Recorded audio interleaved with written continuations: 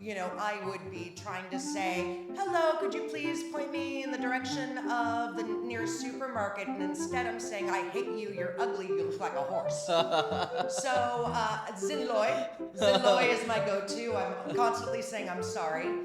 Uh, but as I said, this place, I think the universe gives you exactly what you need. Hello, welcome back to another episode of Chat.Travel. My name is Dan, the host today. Today we have a very special guest from Ho Chi Minh City, Tracie May Wagner. She's a professional in PR communication. She was originally from the US, and it was such an honor to have her with us today. Hi Tracy, welcome to our show. Hi, thank you so much for having me. It's an How honor are for you? me. Good. Can you first of all tell a little bit about yourself? We know that you have 187,000 followers on Instagram. That's all we know. Up and down. Yeah, why all those people care about what an American expat is doing in Vietnam, I still am trying to figure out. But yeah, no, I've been in PR and communications for more than 20 years. Before that, I was an actress and a model. Lived all over the world, and born and raised in New York City. Lived in Los Angeles for 25 years. And I produce events. I am a travel and hospitality and F&B, I guess KOL or influencer, however you want to call it. I just get to eat really good food and see beautiful places, and I'm incredibly grateful to Vietnam for allowing me the opportunity to do that. So Excellent. So, what inspired you to come to Vietnam, live here, work here? What has been the main sort of inspiration for you to decide, this part of the world will be your next career chapter? to be honest with you, it was not in the plan. So I didn't want to be married to the guy I was married to anymore. And my sister and my brother-in-law had moved here about a year prior to my arrival. And my brother-in-law is in clothing manufacturing and came to Vietnam with my nephews to not only take them out of LA and show them the world, but also to open a manufacturing sample making space for a US brand. And I wanted to get out of the hamster wheel. I had a very successful career in Los Angeles, but I've always been a citizen of the world, and I wanted the opportunity. My sister was here to be able to come visit and see the world from a different perspective. I had been to Asia. I'd produced a show at Tokyo Fashion Week and been to China, but never Vietnam. So I came to visit for Thanksgiving. And on February the 20th, 2020, I packed 3 suitcases. Was it 2 dogs at the time? Yeah, my 2 dogs, 3 suitcases, and the plan was to come to Saigon, stay with my sister, ask for the divorce, have my personal eat, pray, love, Julia Roberts moment, travel Southeast Asia, cry it out, have my Angelina Jolie Tomb Raider moment at Angkor Wat, and then go home and face the music. I'd been here a week, and my brother-in-law gets that sad, terrifying call that your mother's dying. And she's fine, by the way. And get on the next available plane. She's in the ICU if you want to say goodbye. So they wake me up in the middle of the night, and they're like, Tracy, we're on a 5:30 a.m. flight. Can you handle the kids? Handle the house? 5 days. We're going to go, come back. I'm like, of course, thank God I'm here. Could be housekeeper Han. No problem. I got this. They arrived back to California, and she happened to be patient number 200 in the US with COVID. And this was when COVID was still a rumor of some virus out of China.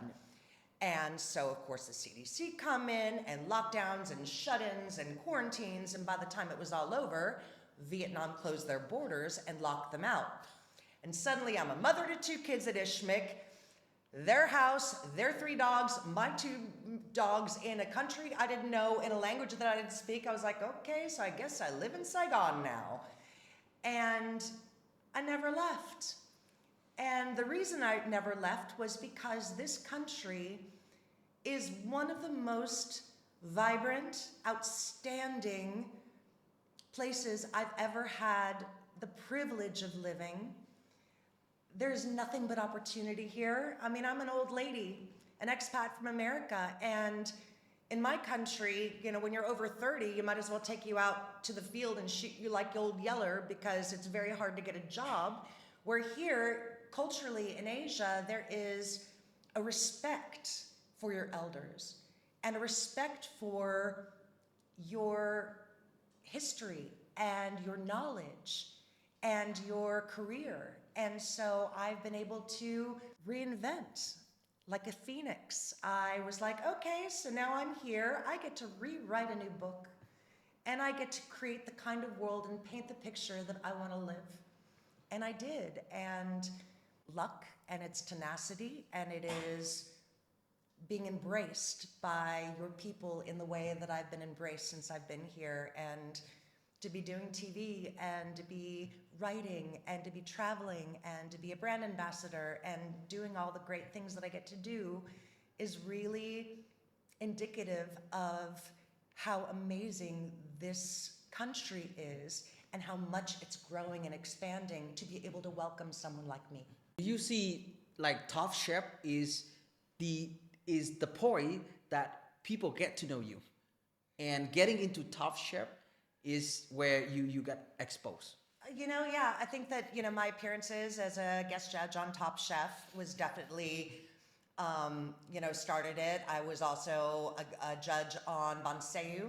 So I've done, you know, some national TV here in Vietnam. And what's so funny about it is I'll be walking my dogs, you know, in my neighborhood, and some Vietnamese or get on the back of a Grab, and the Grab guy will go and then look at my name and then pull up my picture. You Miss Tracy?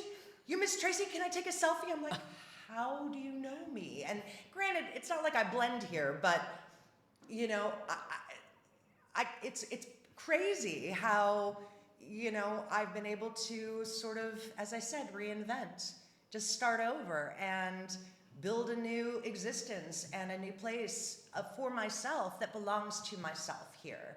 Yeah, but before that, you know, before you getting into all of these now with PR communications, before that you was a model and an actress, right, with acting. Mm-hmm. So what inspired you for this shift? Well, I turned 30 and I was not Angelina Jolie yet. They called me the first refusal. A lead actress or not. I would have been a very, very famous B-movie queen if I'd continued. And I studied Shakespeare. It's not what I wanted to do with my life. So I just, you know, they called me the first refusal queen because I got, you know, very, very close to major roles in major motion pictures, but I didn't book them because they would always go with the name star, and I wasn't quite at that level yet. And I got frustrated, and I needed to find a plan B, and what exactly can I do with a BFA in acting from one of the top, you know, communications and acting schools in America other than act or work in a McDonald's. And I thought to myself, well, I'm well-traveled, I can talk, I can speak to people, you know, I've used PR, I'm gonna become a publicist now. When you follow your dream, it doesn't seem any challenges here, right? So is there any significant blockers or challenges that you've seen in the shift? So the language. Yes. You know, and I'm very embarrassed to say I should really speak fluent Vietnamese by now, but I cheat because I live in Thao Dien, which is, you know, an expat community area in Ho Chi Minh, and everybody speaks English, so it's very easy to be lazy. And to be honest with you, you know, for a Vietnamese to learn English is a lot easier than a English native speaker to learn Vietnamese. I mean, I tried. I took classes when I first got here, and because of the tones, which are, you know, similar to French, but you know, the words in Vietnamese are very, very short, and one word can mean literally hundreds of different things depending on how you pronounce it. So, you know, I would be trying to say, hello, could you please point me in the direction of the nearest supermarket? And instead I'm saying, I hate you, you're ugly, you look like a horse. So, Xin Loi is my go-to. I'm constantly saying I'm sorry. But you know, as I said, this place, I think the universe gives you exactly what you need. And I needed a shift. I needed to diversify. And I think that Vietnam, as opposed to many other places that I could have gone, is such an emerging, vibrant, bursting with opportunity. And, for someone like me with my experience and being who I am, it was not easy. I mean, nothing in life is easy, but it was easier for me to sort of make my mark here and say, you know what? I'm unabashedly me. I am Tracie May. I am very American. I'm not going to change who I am.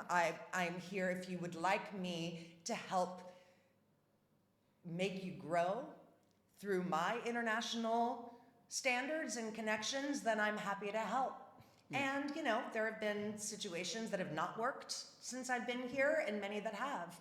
And, it's kind of like throwing spaghetti on the wall and seeing what sticks. But this particular space, being travel and hospitality and F&B, they make me really happy. Also fashion. I was very lucky to become friends early on when I first got here with Madame Trang Le, who is she's an icon in Vietnam and the founder of Vietnam International Fashion Week. And so I get to go every season and sit front row, and the amount of talent and fashion that is in Vietnam is outstanding, and I'm really trying to promote a lot of the local talent to the international clientele to really showcase how amazing Vietnam is. For me, I just got here without the intention of staying here, but realized that this was the universe showing me that this is where I need to be right now, and this is where I need to expand my own universe and my career, and I plan on living in Asia for the rest of my life. This is my home now. Excellent, excellent. We're very happy to hear the positive vibe that you bring for in Vietnam, for Vietnam. And then as Vietnamese, we're very much proud of it, and we'll look forward to see, much more of the collaborations, much more of the investment, where the opportunity, because FDI, they don't just come here, for us, they come here for themselves, meaning they see a profit. They don't, like Samsung, like LG, and even NVIDIA just recently came in. They don't just come here to do charity, right? Because of the opportunity that they win, and Vietnam's we win, and Sure. the people win as well. Of course. So for the PR industry in particular, when you do PRs, communication for luxury travels and hospitality and F&B, even though you was in Vietnam for 5 years, but the total time that you've been in this sector is like 20, 25 years, something, correct? 25 plus. I'm 25 plus? not going to tell you guys how old I am. At least you started, let's say 18. I look good, right? Yeah. So have you seen the industry evolve? What has the significant changes you've seen in the PR and marketing and communications, and particularly in those sectors? If you can share a little bit about the insights that you see in Vietnam, I think that would be very helpful for the audiences who are watching this as well. I come from an international standard, right? And what the difference between, journalism, I'm also a writer and an editor of magazines, and, here in Vietnam, a lot of it is pay to play. A lot of it is, advertorial versus editorial. And one thing I learned from years ago with regards to, you hire me as a publicist, and my job is to garner organic press. So through my connections, through pitching, I take your company, TravelThru, and I pitch it to Travel and Leisure magazine as this disruptive, amazing technology company that is taking over the world with regards to, car and driver and, concierge service in your sector. So when they write an article about you, there's no cost to it. It is, okay, I'm actually thinking about doing a story based off of this. Great, let's work together. Let's, get an interview with your CEO. Let's make this editorial happen to get press for the company. In Vietnam, a lot of the magazines, and please don't get mad at me, guys, because I'm friends with a lot of the magazine owners, but here in Vietnam, it's different. You know what I mean? You can buy the cover of a magazine. if you have enough money. That is the meaning of advertorial. That's advertorial, so like advertising. Yeah. And sometimes there's not a distinction between, or they don't, in for example, in the West, editorial lives on this planet, commercial lives on this planet, and never will the two shall meet. They ever. get close. They don't even get close. Because in order to maintain journalistic integrity, they have to stay very, very separate. In Vietnam, a lot of it is pay to play. You know what I mean? You have a company that you want to write about. They call PR paid PR, being like, I'm going to write an article about you, about your company, about what you do, and you have to pay X amount of fee for that. And that's the way it works here. I think that is going to shift as it becomes more international. But I really believe in earned media. Yeah. And if I get an article about you, it's through hard work. You hire me as a publicist to be able to promote your brand. And also, social media has obviously made a tremendous difference. It is the greatest tool that any company has for marketing and building your brand DNA. And through Instagram, through TikTok, through, Facebook, and what's interesting is I say that Vietnam is a little behind the curve with obviously the rest of the world, where Facebook, nobody uses Facebook in the States anymore, but here it's the number one platform of social media in Vietnam still. All my content is on Instagram, and a lot of the new kids and the new generation are using Instagram, but many, many don't. But that is an incredible tool. It's all owned by Meta anyway, so it's, one half a dozen or the other. But yeah, I think that there is, and I do PR and I do marketing and communications for local Vietnamese brands, for local companies, as well as international. The pay scale is, different, for local Vietnamese because the economy is different. So I still have my credit card bills in the States. I still have my stuff in storage for I've spent, I think, $90,000+ over the last 5 years, because I was supposed to be here 3 months, and 5 years later I'm still here for my storage unit, and I have to keep it because 85% of the stuff doesn't matter, but that 15% is my art and my photographs and my family heirlooms and my stuff, so I have to go to LA and deal with it. For a short trip. Yeah, I got to go to LA, get rid of 85% of it, then pack it all up, put it on a container, and get it to Vietnam. And I've been saying I wanted to do that for 5 years now, and obviously I couldn't for when the border was closed, but now I have no choice. So this year, coming for you, Los Angeles. And by the way, I need to say to all my friends in LA, I love you. I'm with you. I'm halfway across the world, but I'm always an Angelino, and my thoughts and prayers are with all of you during these unbelievably challenging times. Just needed to say that. Right. Totally understand that. Just want to ask you one thing about the because you joined the Top Chef show, right? Yeah. So, what has been the most memorable moment or challenges that you faced during the time with Top Chefs that helped you, to have the Grab guy, recognize you on the back of the motorbike? The most challenging part Most challenging or the most memorable moments during the time you were the chef, the guest chef there? You know what? It was not actually filming it. Filming it, I've done filming for my whole life, so that was okay. What was really memorable was I live in, as I said, in Tao Dinh, and I have a wall that is my big patio, and over the wall is a bar. It was before it was owned by my friend Johnny Be Good. And I sent Johnny a message. I was like, hey, so I'm going to be on VCV TV, I think it was, and I don't have local TV. Is it okay if we put it on? And he was like, you're going to be on Top Chef? I'm like, uh-huh.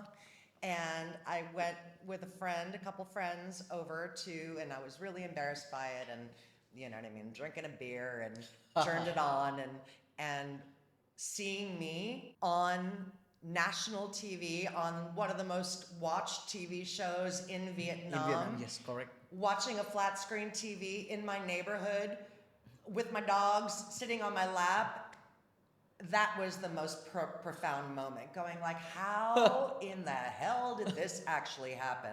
So yeah, so it wasn't like the filming and there were no challenges about it. It was, I knew that moment, once it aired, would be the start of something major.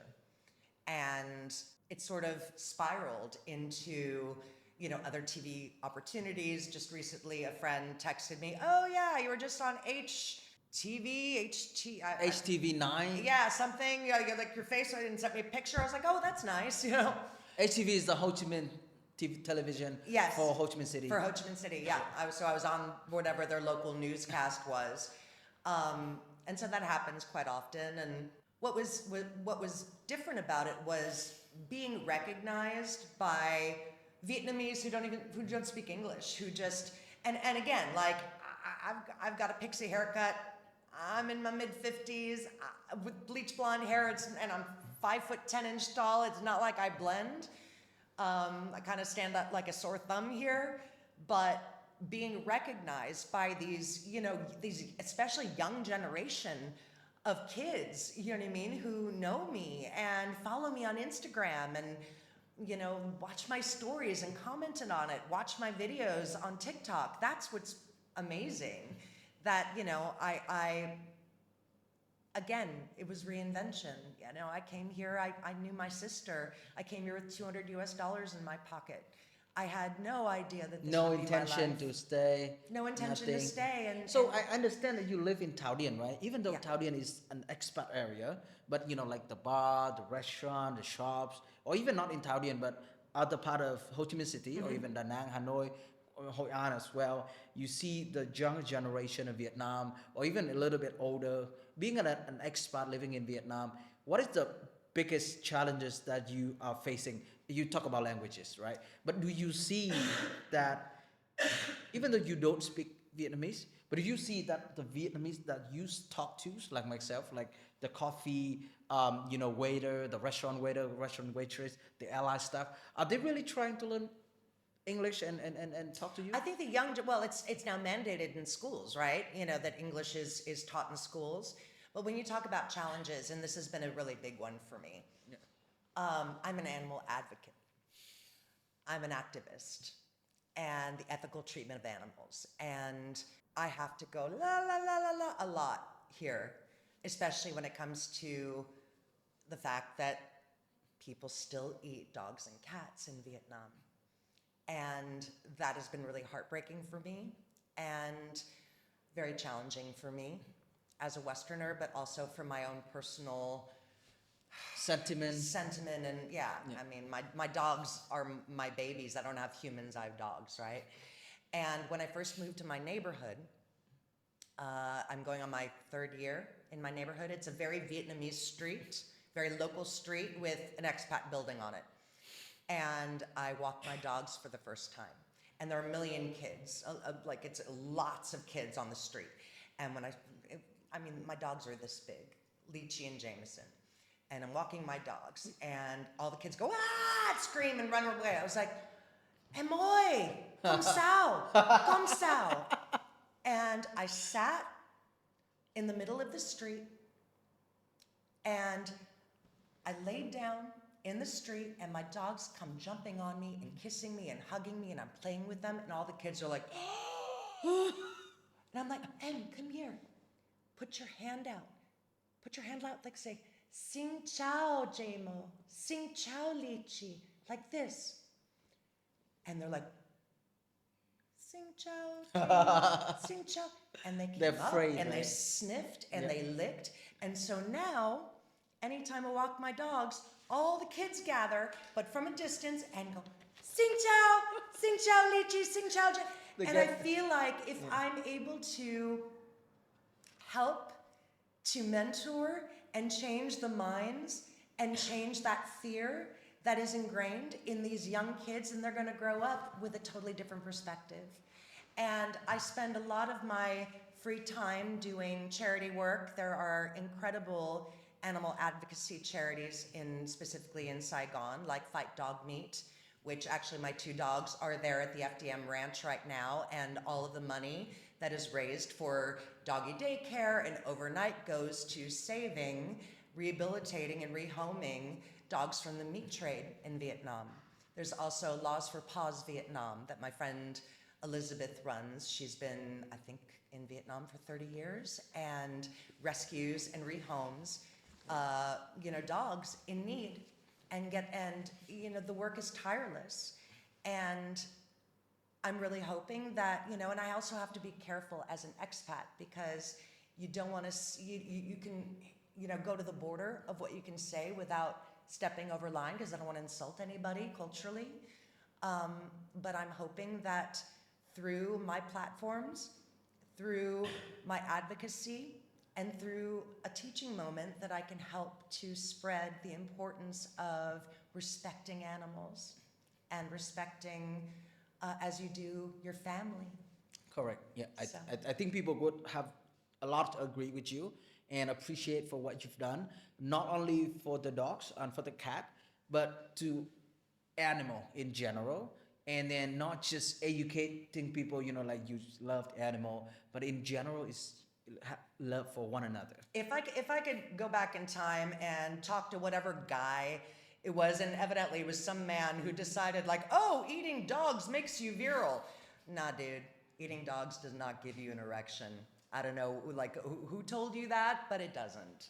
Right. So I think, and a lot of Vietnam, we talked about earlier about, there are incredible offerings right on the street of your studio for the ghosts on the street, for the ancestors who maybe got hit by a car and died on the street and couldn't make it to the house. So there are offerings on the street to make sure they're fed. Yeah, like a homeless ghost. Homeless ghosts. It's so charming. There's so many traditions, but we need to change our perspective that, the bile in bears is not medicinal. Correct. Yeah. And torturing bears for their bile is not going to cure your disease, nor will eating a dog make you virile as a man. You know what I mean? So I'm hoping that, through my platforms, I can just spread, and this is a platform where I can spread that awareness as well, right? Yeah, something that has been happening for too long cannot be changed easily. I know. But with the constant messages and constant consistent activities, that you don't put out angers, but you put out love for the exact same action. For some people, they put out the angers, but if you put out love, it But may if you change. put it out with anger, then people are going to resent you for it. Correct. You have to lead by example. You know what I mean? You can lead the horse to water, but you can't force them to drink. You can drink for them and show them that water is delicious and is going to quench their thirst. Yeah. It's your choice if you want to drink it, but here's this beautiful, crystal clear, gorgeous, ice cold water for you. Yeah. All you need to do is drink it. Let's move back a little bit to the social media. As I mentioned earlier, you have 187 something. 178. 178K. And growing. Followers on Instagram. You see, what is your secret getting those numbers, especially in Vietnam? Who are your biggest followers? Are they Vietnamese? Are they American? Are they just any countries? I actually have a huge percentage from Da Nang. Really? You can look in your insights. Analysis? I get the analysis, and I have I don't know, 5% or 6% are in Da Nang for some reason. I honestly, there's no secret sauce. I try to create content that's honest, that's really me. Do I use a filter every so often? Not gonna lie, certainly. I'm 54 years old, turning 55, gotta compete. But definitely in my videos, I try to showcase what I see. You know what I mean? Like really and create a feeling that will relate to people. So if I do, a post about a resort, you know what I mean? Like, and the photos that I choose tell a story that will engage my audience into not only liking it and sharing it and commenting about it, but really wanting to go there, like seeing that place and feeling that place through my storytelling.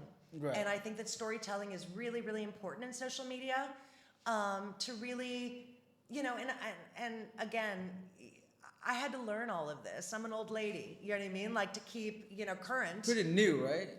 Well, was on Instagram when it first started, Facebook when it started. I mean, I had MySpace 150 years ago. You know what I mean? And it keeps, and TikTok is the only platform that I was just like, no, I can't do another one.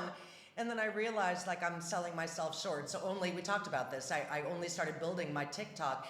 I created the name like a year and a half ago, but I only started building content like 6 months ago and slowly growing. And, I don't have the bandwidth and the time to like focus on consistency like I need to because I make my money making others famous, not myself. And it was about a year and a half ago that I was like, you know what? I'm just gonna test this out. What if I give myself 15%? 15% of my 100% focus on me, as opposed to constantly all of my energy going out to others. And all of this like started blooming because of that. And then I've realized like, wow, what if I give it 100%?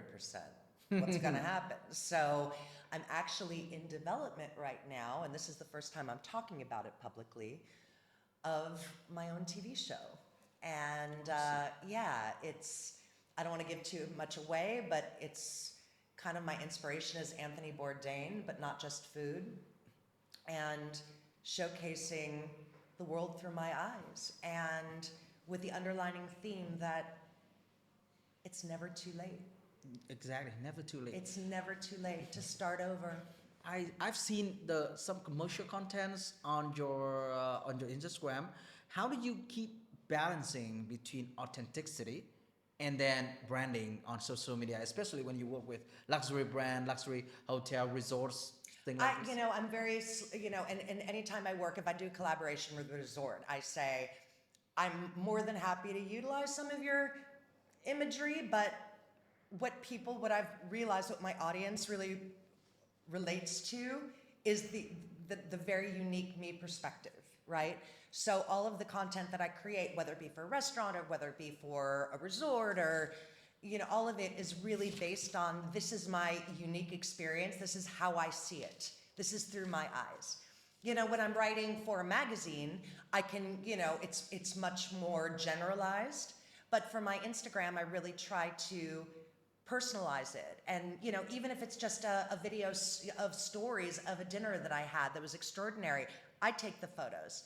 I edit the photos myself. If my photographer or my videographer is with me, I've got, entire drive on different events that I attend and different places I've been. And, I have a really incredibly talented photographer who is my partner and, helps me create my content, creates the content for me that I'm able to use. But he just uploads all the photos onto a drive and I take a look at them, I download the ones that I want, I do a little editing, and then I create my storytelling behind it. So, when it comes to brands, it really, that is the biggest advice that I can give to any company, is really figuring out what is your voice? What is the messaging that you're really trying to tell? What is your brand DNA?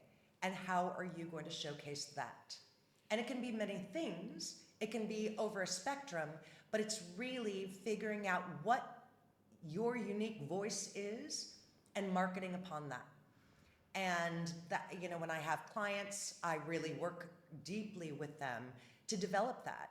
Even, very established brands sometimes get lost in the noise and they forget what the core of their true brand DNA is, because it's about making money, it's about P&L, it's about all these other things, reaching this audience or building this audience or and your KPI and your, sometimes you just have to get back to basics and say, who am I? What is this? And what is the message that I'm trying to convey? And the more that you stay authentic to sticking to that line of brand DNA and messaging, the more that grows and the more that people relate to it because it's honest. So in the end of the day, it's all about telling the authentic story. Yes. Telling the story that people can relate to, can share with? Not only relate to, yes, I mean, relatability is what draws your audience, but it's also you want people to learn something. Mm-hmm. You know what I mean? Like, I'm an American living in Ho Chi Minh City. You know what I mean? Like, I have an opportunity to showcase this country to the West, you know, through my social media. And I try to, and what's amazing about it is friends of mine look at my content and look at my photos and send me messages going, I didn't know. I had no idea. What is this place? How can I go? What is this restaurant? Who's this chef? What is this resort? Like, I'm on the next plane. You know, and that's the cool thing, that I get to really teach them something that I'm still consistently learning. I mean, I've been here 5 years, but this place is expanding and growing and developing and morphing, and every single day it's changing the landscape of Vietnam. And Right. so there's something to learn every single day. And as an American who's hungry for knowledge, like I'm hungry for knowledge and I'm hungry to learn something new.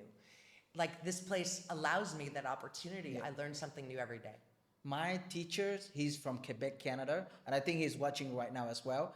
He's now in Canada, but he's going back to Vietnam end of February.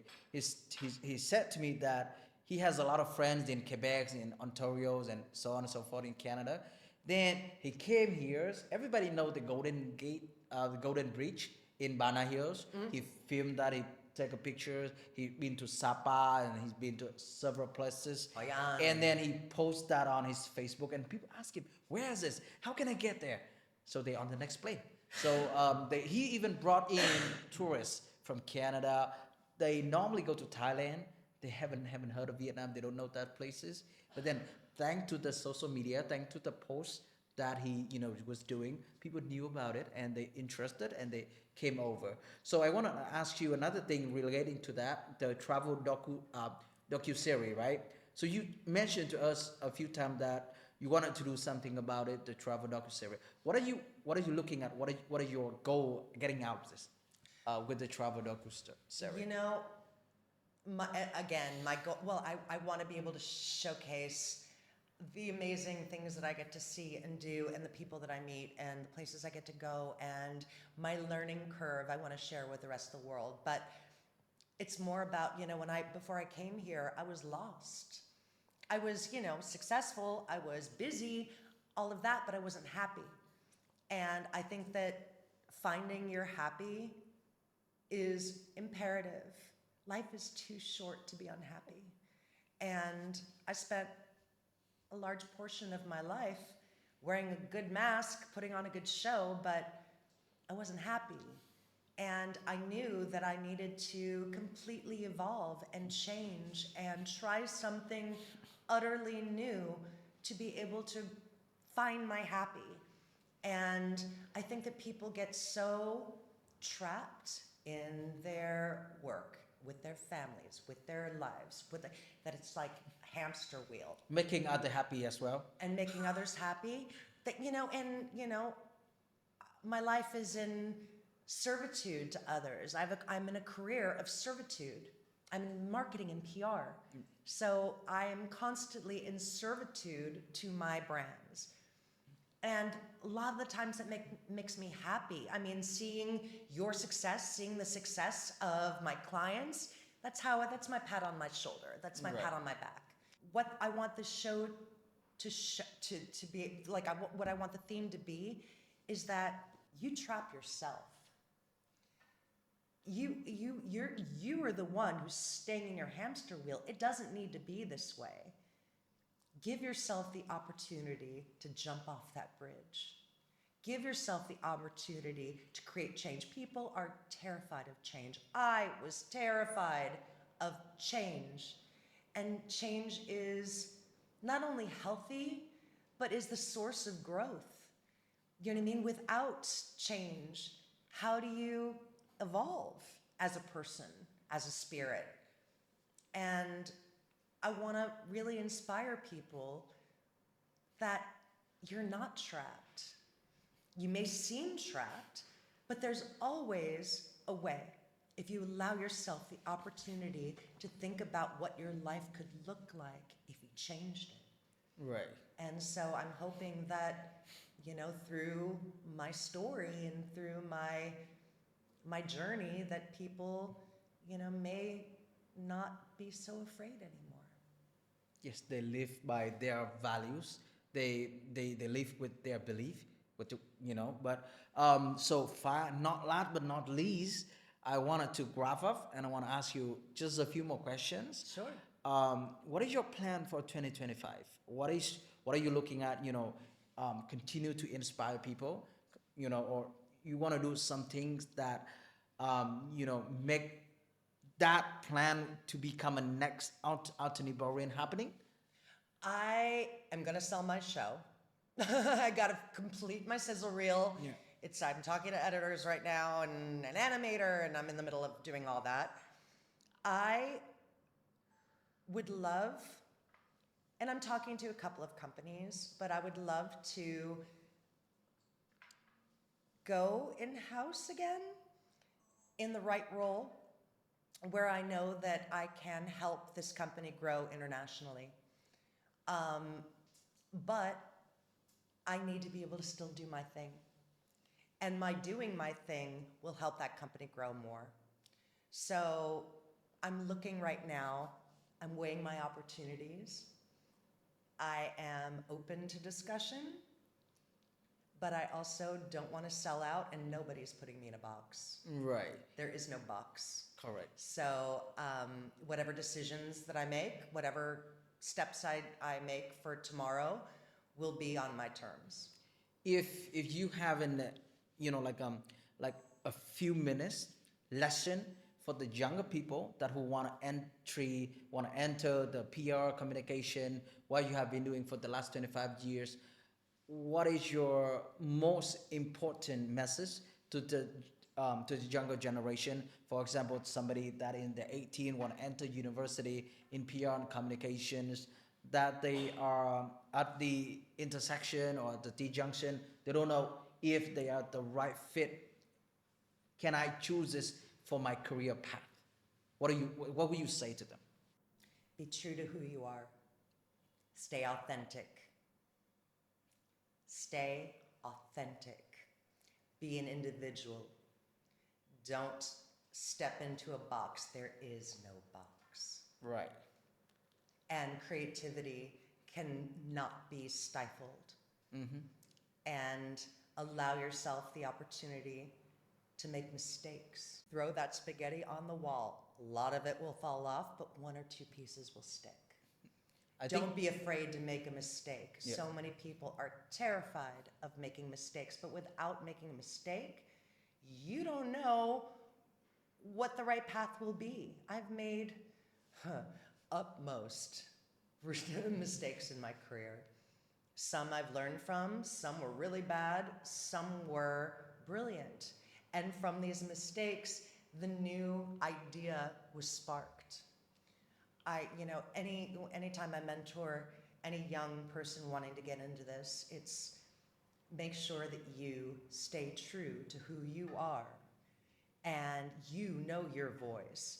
And through that voice, you can speak for others and you can help them find their voice. But you need to have yours first and foremost and know who you are. Stay true to who you are, stay authentic. So be authentic, stay who you are, take risks, and make a lot of mistakes. It's the younger people that you guys should really follow who somebody who and don't finger point. Take ownership. Yeah. Don't finger point. And it's don't not kick the their ball, fault. right? Yeah. I'm the first one to take ownership. Like, yep, sorry, my bad. Take ownership for it and learn from it and learn how to take that mistake, take that poison, make it into medicine. Take those lemons, make it into lemonade. It's all about you. And it's all about how you want to manifest your truth in your life. So go get them, honey. Go get them. Perfect. Thank you very much, Tracy, for the conversation today. I think we, as the audiences, have something we have learned of her journey, of Tracy's journey, and the lesson that you have given to all of us. So I wish you all the success, wish your admiration and your dream of hosting your own TV show. And thank you very much again. Thank you so much. I appreciate being here. Thank you guys for watching.